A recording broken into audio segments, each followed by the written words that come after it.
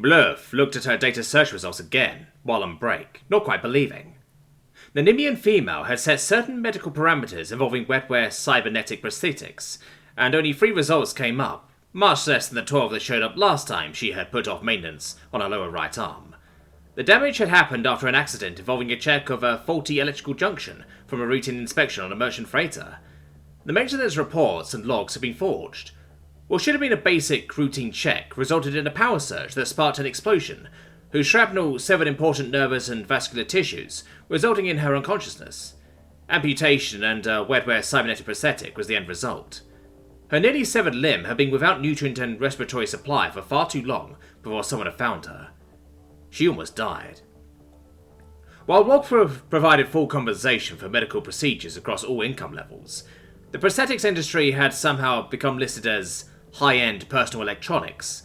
As such, they were not held to any true medical standard, but that of personal electronics such as vid screens, dedicated entertainment devices, and personal communications devices, and had to be paid out of one's own money. Every decacycle or so, there was an activist movement to try and change things, but nothing really came of it. Buff sighed as she looked at the results again. Of the 3 listed, she recognised 2, and they were known to do shoddy work for the lower class, resulting in repeat visits for what could be a simple procedure if done properly. The last one, a human by the name of Selena Thomas, was intriguing. While the data suite left a lot to be desired, it was fairly easy to navigate. Though listed as a wetware specialist for human, Gloipti, and Nimian species, the site stated that actual wetware work was unavailable and was limited to repair, maintenance, or replacement. Furthermore, the human female was also listed as proficient in such matters for several other species common to the GTC. It was quite uncommon for a human to be so many thousands of light years from their home systems. In her 80 local solar cycles, and still mateable of life, she had met perhaps 3 humans, and it would seem she would meet a 4th. Located just outside of Tal V, it was not far, even if she had to pay for elevated passage planetside, and then pay for a taxi, and then all over again to go back home with the orbital ring. Selena's data suite said that all walk-ins were welcome and had no additional charges for such a thing, unlike every other clinic of her profession, all of which were planetside. Bliff was unfocused as she finished her shift, far too excited about fixing a long-running problem in her lower right arm. Selena had finally finished getting her travel prosthetics to her liking.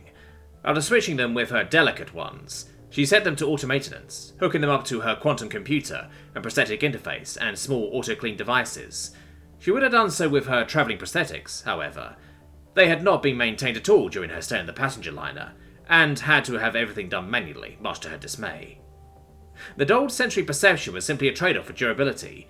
It was another whole planetary rotation before she had to talk to the vegetable monger, and so she spent that time lounging in her underwear and adjusting her data suite to be more user-friendly. Without an actual programmer, she was limited to what was provided by the marketplace host services. As always, the better features required hefty payment. While filling with the digital landscape of her data suite, she heard what passed as her doorbell chime. It chirped a few more times before an alien voice spoke over the built-in intercom system. Not expecting anyone, not even a client, she quickly scrambled for her translator and answered back, give me a moment, I'll be right down," she exclaimed for her translator. Throwing on the nearest clean articles of clothing she could find, a pair of short shorts and a tank top, not even bothering with trying to find a bra, she went downstairs. After opening the door, she saw an older Nimian female standing before her. Her skin was a tad dull and slightly stretched out of her features, indicating her age. While Selena could not really tell how old this female was, there was a certain air about this Nimian that reminded her highly of some of the older women she had met back home. Cougar, which would not be too far from the mark had she been a human, Selena thought. Buff looked at the smallest, darkest human she had ever laid eyes on. What the human wore, either by chance or choice, showed on her prosthetics. She had 4 of them, all of her limbs having been replaced. The obvious cybernetic prosthetics had connected to the hips and shoulders, leading her to wonder what kind of internal support structures existed for such intensive modifications. As she looked down at her, simply due to the fact that she was tall for her race and the human was very short, Buff saw that one of the human's eyes were artificial as well. Additionally, in the light of the bright sun, Buff saw through the well-worn shirt, the largest of surgical scars and 2 piercings on what had to be very sensitive bits of actual flesh. It was then that Buff knew one thing for certain.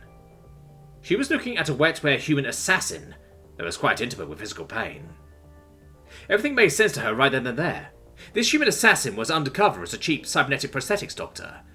Bluff stilled her nerves. It was too late to back out now. Are you Selena Thomas, prosthetist? Barth asked, as politely as possible. Yes, I am, Selena responded, opening the door fully. What can I do for you? Your data suite said that you accept walk-ins. I'd like my arm serviced. Not a problem. Come inside. Let's go to my workshop. Please, pardon my mess. I literally just moved here 3 days ago, Selena said, as she guided the Nimian to her workspace in the garage. Barth looked around at all the equipment and the prosthetics, already running in some kind of diagnostic and cleaning system, though written in some human language. She recognized the progress bar on the high-end vid screen was nearly halfway complete.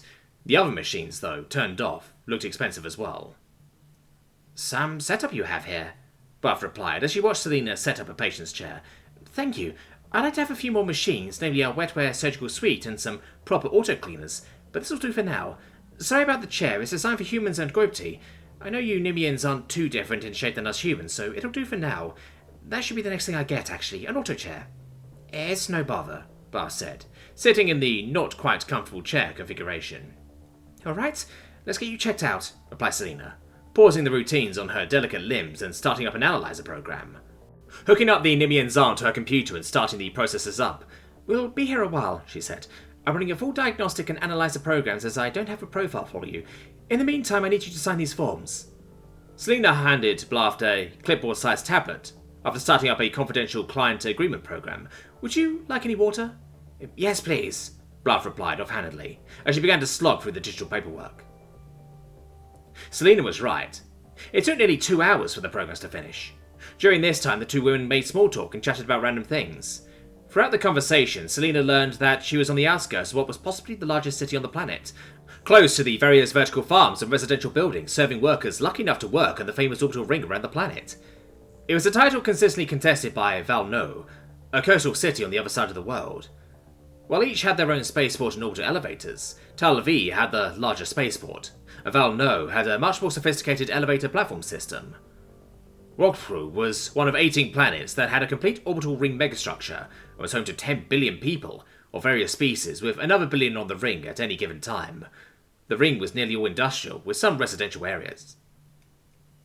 A chime indicated that the programs had done their job and had spit out codes in a separate task window. Well, Selena said, I can see you've been putting off maintenance for a while. At least you've been cleaning your arm. What's this? She said, stopping her train of thought to inspect something particularly troublesome. Is it bad? I wish. Bad would be better than this mess, Selena said, pinching the bridge of her nose. You're having trouble with your 2 middle digits. Random numbness in each finger and talk issues throughout, right? Yeah, I couldn't put off maintenance anymore. There's a few things we can do about this, Selena said. The diagnostic is free for first-time clients, so you don't need to worry about that. I can do a full rebuild and re-optimization on it, or build you a new one from scratch. How much for either? Barth asked, already expecting a large sum. The rebuild is the cheaper option by far, around 2,000 credits, and a new one will be around 10 or 11,000. I can guarantee that anything I build for you will be better than what you have now. Barth mulled it over. She expected the cost to be higher than what was quoted, but it was still far cheaper than what she was used to by around a quarter, if her mental math was right. She also had been saving up for a new one anyways, and had quite the amount. I think I want a new one. It's about time to retire this one anyways, Barth replied with a sigh. Okay. Let's get started on the paperwork. Barth left the small human much lighter in credits. She paid 4,000 up front as a down payment, and the rest would be automatically taken out of her account every 30 planetary rotations in 60 equal amounts. She ended up owing far more than was estimated, but had paid for extra lifetime services, and had opted for something a little on the fancier side. She would never have full sensory simulation because the webware interface that was surgically installed in her arm was cheap, and could not handle the data loads. As such, her new arm will be quite a fetching shiny chrome. It will be ready in a week.